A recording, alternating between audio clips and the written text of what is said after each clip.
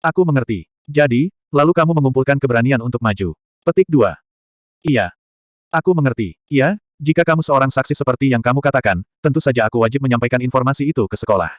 Namun, sementara sekolah akan mendengarkan seluruh cerita, Sudou mungkin tidak dinyatakan tidak bersalah.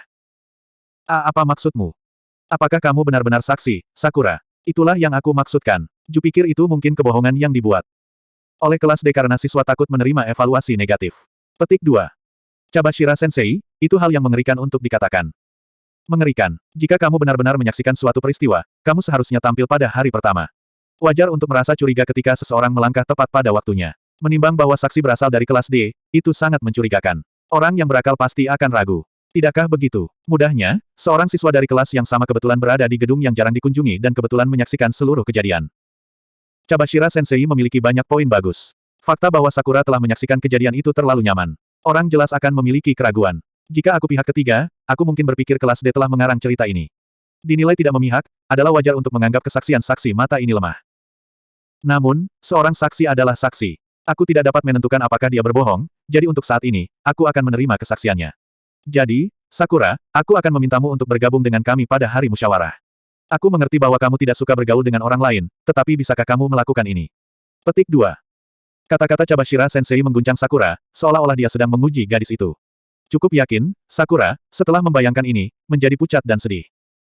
Jika kamu tidak menyukainya, kamu memiliki pilihan untuk menarik dirimu. Juga, kami akan memberitahu Sudou bahwa dia akan berpartisipasi dalam musyawarah. Apakah kamu baik-baik saja, Sakura-san?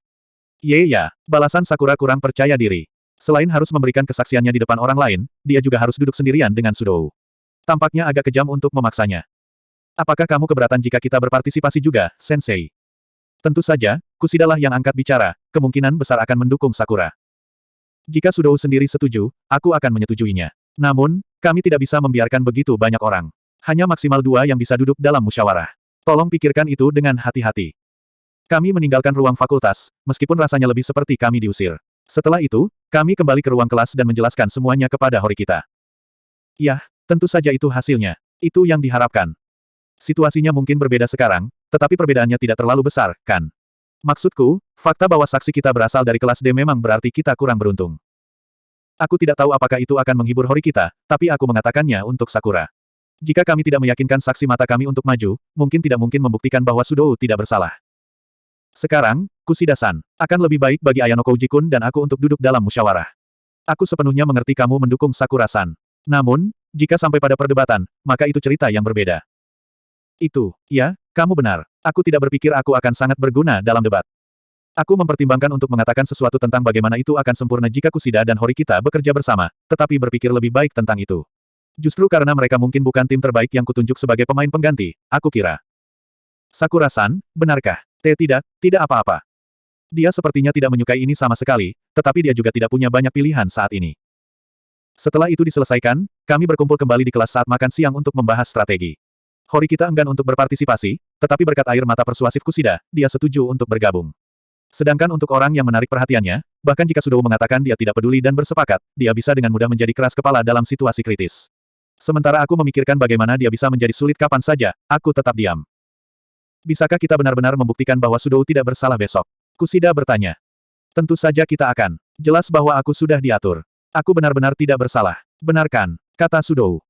Mereka serentak melihat Horikita untuk pendapatnya. Horikita hanya memakan rotinya dalam keheningan, entah karena dia tidak dapat menjawab atau karena dia merasa diskusi itu menyebalkan. Hei, Horikita, bagaimana menurutmu? Sudou, jelas tidak bisa membaca suasana itu, semakin dekat ke Horikita. Jangan dekatkan wajah kotormu denganku. Ini tidak kotor, Sudou gemetaran. Mungkin dia terluka oleh pukulan yang tidak terduga itu. Aku tidak bisa membantu tetapi menjadi bingung oleh keyakinanmu bahwa kepolosanmu dapat dengan mudah dibuktikan. Meskipun kamu mendapatkan bukti yang menguntungkanmu, kamu masih berada dalam situasi yang sangat tidak menguntungkan. Tapi kita punya saksi yang tahu aku tidak bersalah, dan orang-orang lain di masa lalu benar-benar brengsek. Itu sudah cukup, bukan? Orang-orang itu adalah berita buruk. Sudou, benar-benar buta akan kekurangannya sendiri, dengan angkuh menyilangkan kakinya dan mengangguk setuju dengan dirinya sendiri. Hei, tunggu sebentar. Aku masih membaca itu. Mengembalikannya. Tidak apa-apa, bukan. Aku membayar setengahnya. Aku akan mengembalikannya nanti. Ike dan Yamauchi berebut majalah manga mingguan. Kukira mereka diam-diam membaca manga saat kami mengadakan pertemuan penting. Mengingat air mata mereka yang pahit karena sama sekali tidak memiliki poin sama sekali, aku merasa agak menakjubkan bahwa mereka masih berhasil membeli majalah setiap minggu. Hah? Kusida, yang duduk di sampingku saat tontonan Ike Yamauchi terbuka, tampak tenggelam dalam pikirannya. Mungkin, gumamnya. Ada apa? Tanyaku. Ah, tidak ada apa-apa. Tidak apa, ada sesuatu di pikiranku. Aku tidak mengerti apa yang dia maksud, tetapi Kusida mengeluarkan ponselnya dan mulai mencari sesuatu. Setelah kembali ke asramaku, aku berbaring di tempat tidur dan tanpa sadar menonton TV. Pikiranku agak kosong, karena aku membiarkan diriku santai. Lalu, aku mendapat email dari Sakura. Jika aku absen dari sekolah besok, menurutmu apa yang akan terjadi? Maksud kamu apa? Meskipun jawabanku singkat, aku menunggu tanggapannya. Apa yang kamu kerjakan sekarang? Itulah jawabannya. Aku menjawab bahwa aku berada di kamarku sendiri. Jika tidak apa-apa denganmu, bisakah kita bertemu sekarang? Aku di kamar 1106. Jika kamu bisa merahasiakan ini dari semua orang, itu akan sangat membantuku. Aku menerima 2 pesan darinya secara berurutan. Itu lebih seperti SMS daripada email. Apa tepatnya yang dia maksud? Aku bertanya-tanya. Aku berpikir untuk menanyakan alasannya, tetapi kemudian berhenti mengetik. Jika aku seceroboh ini, dia mungkin terus mengirimi aku pesan, tetapi mungkin akan lebih sulit untuk mengunjunginya. Aku punya firasat bahwa akan lebih baik bagi kita untuk bertemu langsung, jadi aku mulai menulis ulang balasanku. Aku akan pergi ke sana dalam waktu sekitar 5 menit. Setelah mengirim balasanku, aku meraih mantelku, tetapi berhenti. Karena kami berada di asrama yang sama, berkencan hanya dengan mengenakan jersey mungkin tidak masalah. Aku menuju ke kamar Sakura. Tingkat atas. Dengan kata lain, di mana para gadis tinggal. Ini adalah pertama kalinya aku menjejakkan kaki di sana. Sekolah tidak selalu melarang anak laki-laki masuk. Bahkan jika seseorang melihatku pergi ke sana, itu tidak akan menjadi masalah. Bahkan, orang-orang populer sering menuju ke sana untuk nongkrong dan bersenang-senang. Meskipun kami diizinkan tingkat kebebasan relatif, masuk dilarang setelah pukul 20. Tentu saja, pergi ke lantai perempuan di tengah malam dilarang. Aku menekan tombol lift. Ketika pintu terbuka, Horikita berdiri di sana. Waktu yang mengerikan. Petik 2. Untuk beberapa alasan, aku benar-benar tidak dapat bergerak. Aku hanya berdiri di sana. Apakah ini keberuntungan atau buruk? Dalam hal bertemu seorang kenalan, aku harus bertanya-tanya. Apa? Kamu tidak masuk? Tanyanya. Sementara dia menatapku, dia mencoba menutup pintu. Ah, ya, aku masuk.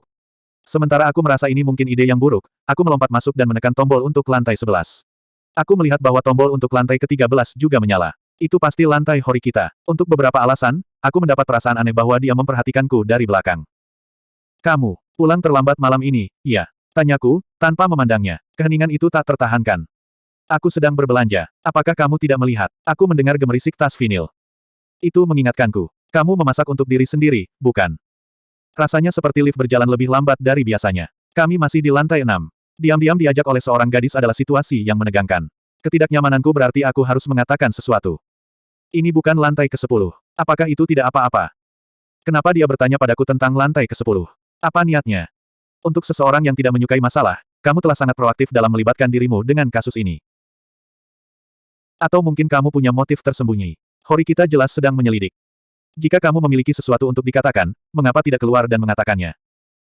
Kamu akan bertemu dengan Sakura-san, bukan? Tanyanya. Tidak, aku tidak. Aku langsung menyangkalnya, tetapi bertanya-tanya apakah Horikita bisa melihat kebenaran. Baik, kukira kemana kamu pergi bukan urusanku. Petik 2. Dalam hal itu, jangan tanya aku tentang itu. Ya, itulah yang ingin kukatakan, tetapi aku hanya mengucapkan kata-kata itu di kepala. Setelah waktu yang lama, kami akhirnya tiba di lantai 11 dalam keheningan total. Aku turun dari lift, berusaha tetap tenang. Aku tidak melihat ke belakang. Maafkan aku karena mengganggu. Kataku di pintu Sakura. Ayo. Dia menyapaku mengenakan pakaian kasual. Begitu. Apa yang kamu butuhkan dariku? Ayano Kouji-kun, apakah kamu ingat apa yang kamu katakan sebelumnya? Kamu bilang aku tidak berkewajiban untuk melangkah maju, meskipun aku adalah saksi. Kamu juga mengatakan tidak ada artinya memaksaku untuk bersaksi. Itu kembali ketika aku bertemu Sakura secara tidak sengaja. Aku mengangguk sedikit.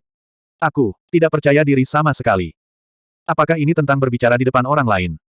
Aku sudah sangat buruk dalam hal itu begitu lama. Aku tidak pandai berbicara di depan orang lain.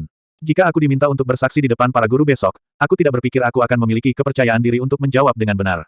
Begitu. Jadi, kamu mempertimbangkan untuk mengambil cuti dari sekolah. Sakura mengangguk sedikit sebelum menjatuhkan diri dan meletakkan dahinya di atas meja. Ah, astaga, mengapa aku benar-benar tidak berguna? Dia menyusut ke dalam dirinya, jelas malu. Itu adalah pertama kalinya aku melihatnya seperti itu. Sakura, kau sangat kuat, iya. Aku merasakan kesenjangan antara orang yang kulihat sekarang dan perilakunya yang biasa, dan sedikit terkejut. Atau lebih tepatnya, aku terkejut. Hah? Sakura, menyadari bahwa dia membiarkan aku melihat sisi dirinya, tersipu dan menggelengkan kepalanya. Tidak, aku tidak seperti itu sama sekali. Jadi dia bisa dianimasikan. Aku tidak tahu, mengingat penampilannya yang biasanya depresi. Hei, bisakah aku bertanya satu hal padamu? Mengapa kamu memanggilku? Kusida atau orang lain akan lebih ramah, lebih mudah diajak bicara. Itu karena aku tidak takut dengan matamu, Ayano Kouji-kun. Hah? Apa artinya itu? Aku jelas tidak memiliki mata menakutkan atau apapun, tapi... Jika kamu mencari seseorang untuk diajak bicara, Kusida adalah orang yang jauh lebih hangat, lebih ramah. Dia juga punya banyak teman. Petik 2. Oh tidak, maksudku bukan mata yang kamu lihat denganku. Maksudku pupil, jauh di belakang mata. Jika kamu melihat seseorang jauh di mata mereka, kamu akan mengerti. Maaf, aku tidak bisa menjelaskannya dengan baik. Jadi, apakah itu seperti wawasan tentang diri sejati seseorang? Ketika seseorang menatapku, akankah mereka melihat bahwa aku tidak kuat dan tidak punya ambisi? Ini agak rumit. Yah, itu hanya, ketika aku melihat seorang pria. Bahkan jika dia terlihat baik, tiba-tiba aku merasa takut. Mungkin itu datang dari sudut pandang seorang wanita. Mungkin wajar baginya untuk merasa tidak nyaman dengan pria, tetapi Sakura memiliki ekspresi ketakutan yang tidak normal. Omong-omong, aku ingat hari kami pergi untuk memperbaiki kamera digitalnya. Memang benar bahwa pria dan wanita pada umumnya berbeda dalam kekuatan fisik dan stamina. Namun, beberapa gadis terlalu memperhatikan fakta itu, dan hidup dalam tingkat ketakutan yang tidak normal. Aku bertanya-tanya apakah sesuatu telah terjadi di masa lalu Sakura menyebabkan rasa takutnya yang intens pada laki-laki. Kenapa sih aku sewenang-wenang menganalisisnya? Aku merasa sedikit jijik dengan diriku sendiri, seperti biasa. Aku tahu akan lebih baik mengatakan apa yang kulihat. Tapi apapun yang kulakukan, aku tidak bisa membayangkannya. Bagaimana aku bisa berbicara begitu tegas? Dia sangat khawatir sehingga dia meminta bantuan siswa sepertiku. Dia mungkin menderita karenanya selama beberapa hari terakhir. Bahkan dengan bantuan dariku, dia tampak menderita. Jika kamu ingin berhenti, apakah kamu ingin aku berbicara? Kamu tidak akan marah. Sudah kukatakan sebelumnya, bukan. Jika kami memaksamu untuk bersaksi, itu tidak ada artinya. Sakura adalah saksi yang sangat berharga, tetapi buktinya tidak secara otomatis dapat diandalkan. Dia mungkin tidak memiliki pengaruh pada hasilnya. Namun, jika dia tidak ada, Sudo mungkin akan marah. Aku mungkin harus mencoba membujuknya untuk berpartisipasi, tetapi aku tidak tahu bagaimana melakukannya. Menurutmu apa yang terbaik untuk dilakukan, Ayano Kouji-kun? Aku pikir kamu harus melakukan apa yang kamu mau, Sakura. Dia mungkin menginginkan panduan yang lebih konkret, tetapi sayangnya ini adalah yang terbaik yang bisa kulakukan. Aku bukan orang yang luar biasa, dan tentu saja tidak memenuhi syarat untuk membimbing siapapun. Aku tidak cocok untuk pekerjaan itu. Aku mengerti. Yah, kurasa mungkin merepotkan untuk meminta bantuanmu seperti itu. Aku hanya tidak baik. Mungkin itu sebabnya aku bahkan tidak bisa punya teman sendiri. Sakura mengangkat bahu dan tersenyum pahit. Dia tampak jijik dengan dirinya sendiri. Sakura, aku pikir kamu akan bisa berteman dengan seseorang dalam waktu singkat. Maafkan aku. Aku tidak tahu bagaimana cara terbaik mengatakan apa yang kurasakan. Kamu sepertinya rukun dengan banyak orang, Ayano Kouji-kun. Aku sedikit iri. Tidak, aku tidak. Rupanya Sakura percaya bahwa aku punya banyak teman dan banyak kesenangan. Mungkin aku sombong untuk mengatakan ini, tetapi kupikir kita seperti teman. Kita, kataku. Sakura dan aku saling menatap. Kita teman, sungguh, bisiknya. Jika kamu tidak berpikir begitu, Sakura, maka itu berbeda. Tidak, itu membuatku senang. Mendengarmu mengatakan itu, jawab Sakura, sambil masih terlihat agak bingung. Aku mulai menyadari bahwa jika orang tidak berbicara langsung, mereka tidak akan merasakan seperti apa orang itu sebenarnya. Aku terkejut dengan penemuan sisi Sakura yang tak terduga. Jika dia membiarkan bagian ini keluar lebih banyak, dia mungkin akan segera berteman. Jujur saja, bahkan penyesuaian kecil saja bisa membuat keajaiban. Tetapi baginya, kukira membuat penyesuaian kecil saja akan sulit. Apa yang tampaknya sepele bagi satu orang bisa sangat sulit bagi orang lain, tergantung pada masalah mereka. Terima kasih sudah datang menemuiku hari ini, kata Sakura. Itu bukan masalah besar. Kamu bisa meneleponku kapan saja. Jika aku bisa sedikit meringankan beban Sakura, maka itu sepadan. Aku akan menyerahkannya kepada Sakura sendiri untuk memutuskan apakah dia akan datang ke sekolah besok atau tidak. Berpikir bahwa percakapan kami sudah selesai, aku berdiri dan mulai pergi, tapi Sakura kelihatannya masih belum sehat. Apakah kamu punya rencana untuk malam ini? Untuk saat ini, tanyaku. Sekarang juga, tidak, aku tidak punya rencana apapun. Atau lebih tepatnya, aku tidak membuat rencana apapun. Bahkan aku merasa sedikit sedih ketika mendengar seseorang mengatakan itu. Yah, mengapa tidak pergi bersamaku sebentar? Jika tidak merepotkan, tentu saja. Aku memutuskan untuk berani dan mengundang Sakura. Dia menegang, hampir seperti dia lupa waktu dan menyadari dia harus berada di tempat yang penting. Dia tampak seperti tidak mengerti apa yang kumaksud. Kemudian, tanpa ragu-ragu, dia berdiri dari kursinya. Saat dia melompat, dia membenturkan lututnya ke meja dan meringkuk kesakitan. Kaksamatanya terbang dari wajahnya. Itu terlihat sangat menyakitkan tadi. Apakah kamu baik-baik saja? Tanyaku. Aku baik-baik saja. Dia tidak terlalu meyakinkan, rasa sakitnya begitu kuat sehingga dia hampir menangis. Aku mengambil kacamatanya. Seperti yang kupikirkan, tidak ada lensa. Aku mengembalikan kacamatanya. Tangannya gemetar ketika dia mengambilnya, dan dia mengucapkan terima kasih. Sakura bergumul dengan rasa sakitnya selama sekitar 1 menit sebelum akhirnya dia tenang dan diam. Kemana kamu ingin pergi? Dia bertanya. Dia berjaga-jaga, tetapi aku tidak mengerti mengapa. Mungkin dia percaya bahwa aku adalah semacam penculik artis yang berusaha berbicara sopan dengannya. Jika itu masalahnya, itu buruk. Aku belum memutuskan. Hanya merasa ingin berkeliaran, kau tahu. Ah, tapi aku benci berada di tempat panas. Sakura merespons dengan hati-hati, seolah khawatir tentang apa yang harus dikatakan. Jika kamu tidak keberatan, ada tempat yang ingin kukunjungi. Apakah itu baik-baik saja? Hah, iya, tentu, aku tidak keberatan. Tolong tunjukkan jalannya. Petik 2. Aku tidak terlalu peduli dengan lokasinya, aku hanya ingin mendapatkan perubahan pemandangan dan berbicara. Jika Sakura memiliki tempat yang dia sukai, maka semuanya akan berjalan sesuai rencana. Sakura membawaku ke tempat yang ingin ia kunjungi. Harus kuakui, aku tidak mengharapkan lokasinya. Kami pergi ke bagian bangunan yang digunakan khusus untuk kegiatan klub, yang terletak jauh dari sekolah. Dia membimbingku di sekitar sebuah gedung yang dikhususkan untuk bakat Jepang, yang menjadi tuan rumah hal-hal seperti klub panahan dan klub upacara minum teh. Dari jarak yang cukup dekat, kami bisa mendengar suara panah yang ditembakkan. Kamu tidak melakukan aktivitas klub, kan? Aku tidak, tapi aku ingin datang ke sini setidaknya sekali. Aku menonjol jika aku datang sendiri, jadi. Jika kamu berkeliaran di sini sendirian, orang akan berpikir kamu tertarik untuk bergabung dengan klub mereka. Namun, jika pasangan datang bersama, maka orang akan menganggap mereka sedang berkencan. Lagi pula, mengapa kamu memintaku untuk keluar?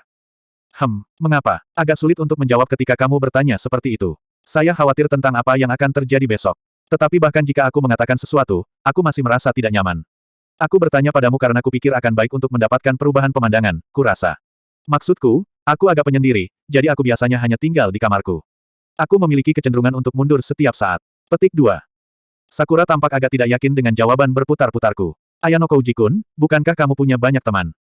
Aku, seperti siapa? Horikita-san, Kushida-san, Ike-kun, Sudou-kun, Yamauchi-kun. Dia mendaftarkan nama mereka sambil menghitungnya dengan jari-jarinya. Yah, mereka hanya untuk pertunjukan. Tidak, kamu benar, teman adalah teman. Kukira yang kumaksud adalah, aku merasa hanya itu saja yang kita miliki. Aku merasa seperti masih diam semacam berdiri di luar kelompok dan melihat ke dalam. Apakah kamu pikir kita sama, Sakura? Petik 2. Sakura mengangguk tanpa ragu. Jika dia berkata begitu, mungkin itu benar. Saya kira saya sendiri tidak mengerti. Aku sama sekali tidak tahu bagaimana mencari teman. Aku iri. Kamu adalah orang pertama yang memanggilku teman. Bagaimana dengan Kushida? Bukankah dia orang pertama yang mengajakmu keluar? Malu-malu, Sakura memberikan senyum mencela diri. Iya, aku harus minta maaf pada Kushida-san kapan-kapan.